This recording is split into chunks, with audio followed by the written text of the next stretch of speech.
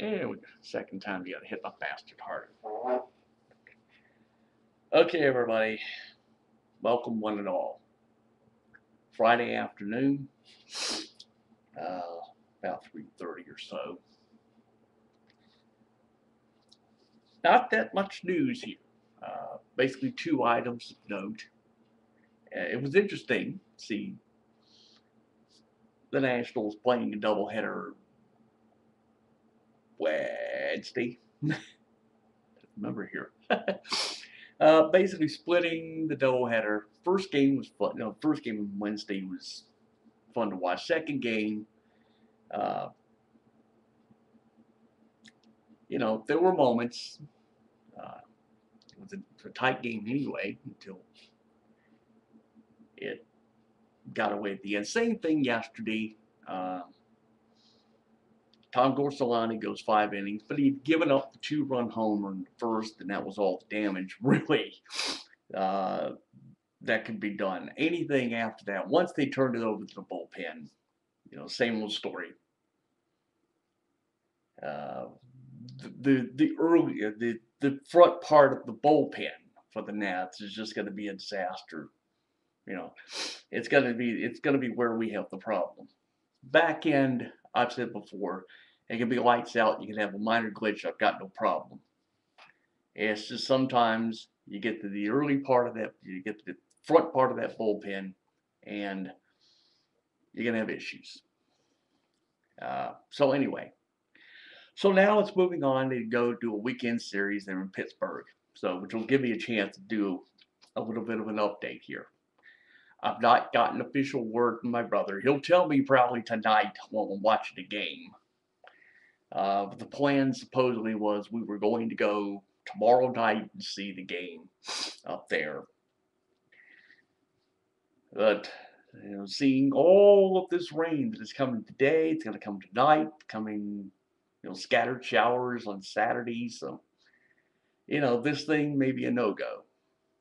Again, I don't have official word. I won't know until probably tonight. Or knowing my brother, he'll probably call me while I'm sleeping tomorrow morning. Now, one of the two. Anyway, uh, at first I wasn't interested in even wanting to go. Now I almost have an added interest in wanting to go because I found out the Nats um, uh, bought up Brian Bixler's contract from Syracuse, so he's on the 40-man roster, and then they got to figure, well, somebody's going to have to go off the roster, go off the 40-man to compensate for that. And actually, Brian Bixler impressed a lot of people during spring training. Caught my attention too. But so instead, basically, the way they understand it, he's just here for the series, with the Pirates. So we I'd love to say, believe me, I'd love to see it in person. I'd love to see the guy in person. Maybe I'll get that chance tomorrow. Again, I don't know, and I'm not holding out any hope for it. Which really would have been interesting. What was Wednesday night? And I got to talk about this Caps game Wednesday night. Jesus effing Christ! I got to believe me. It doesn't make a damn whether you're pulling for the Rangers or you pull for the Caps, whatever the case may be. Nobody comes out of this to watch this game Wednesday night with feeling good. Granted, Jason Zamora tapped it in the second overtime, but the point is, if you're Michael Newver, how in the fucking hell do you stand there and hold your head high after giving up 3 goals in the second period and 2 within a 7-second span? And then you turn around, and you're thinking, oh my God, this is it. It's panic time. We want to try to live down last year. And lo and behold, third period, the Caps mount a comeback, which I think probably shocked the hell out of me more than anybody. And then this thing goes into 2 overtimes, and as I said, Jason Zamora caps this thing in. So now it comes back tomorrow afternoon. It's like 3 o'clock Eastern on NBC. Oh, this is going to be fun for NBC. You got to look at the corporate incest here. I'll get to that in a moment, and you'll understand what I mean by the term. So now tomorrow, as it's game 5, and you don't want this. I said last year, I know I did these videos last year, I think when I still had the old channel, that it was 3 games to 1 in Montreal. The story, of course, was that after game 4, the Caps had a hell of a hard time trying to get on a flight back to DC. They landed at Dulles Airport. I think, if I remember the story, it was like 4 or 5 o'clock in the morning. And instead of, going through a skate, to prepare, Boudreaux just basically called it off, and that was where the collapse began. Which I think a lot of people, gave you grief on it, and rightfully so, I'll add. So at least now, tomorrow afternoon, just close this fucker out.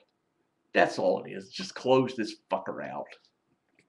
You don't want to go through 6 games. I predicted 6. I said an outside chance of 7. No, I don't want 7.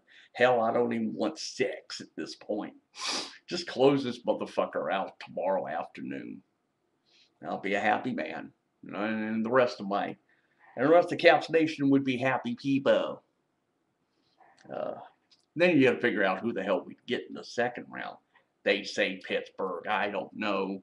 I think they just reseed. You go with the lower seed, which could be this outside chance. Montreal. They're having fun with the Bruins. I know the last video I made here, I said we hadn't seen any sweeps, and I said we weren't going to see any sweeps in the first round. I wound up being, wrong on one count because the Red Wings did a number on Phoenix. Yeah. But that is neither here nor there. So I know I'm just having a hard time here today. Gee, what else did I want to do here? Shit. Oh, well, okay, I think I talked about everything here under the sun.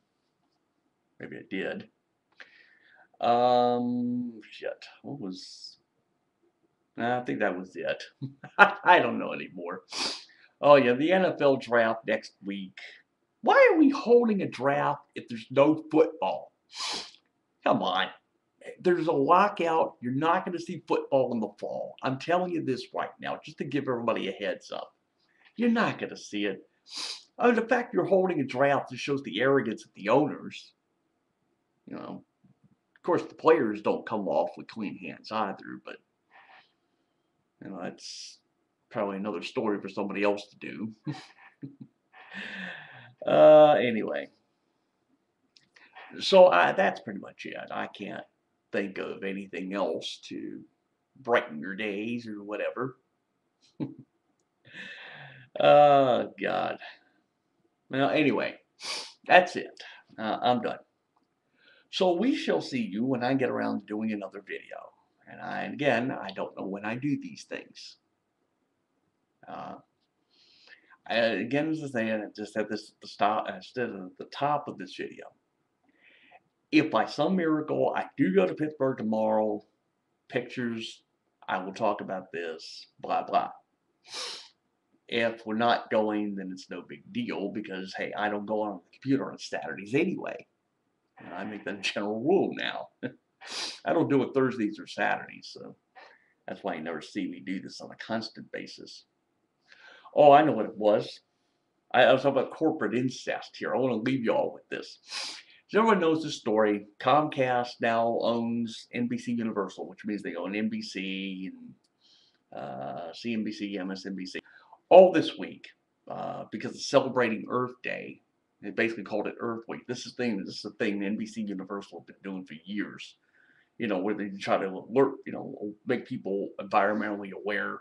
And that means you put the logos, you kind of tint the logos green. I have a problem with this now. It was bad enough when it was NBC Universal up on their own. And you stand there and tint all the logos. I think let me clue you in on something. Peacocks do not have green plumes. Okay? You got tired of seeing the NBC peacock in green. That gets a little disturbing now. But now because Comcast bought NBC Universal and because Comcast owns E, they own Versus, they own Trio, yeah, Trio. And of course the Comcast network for most of you across the country, Comcast Sportsnet for most of you, they tint all their logos green.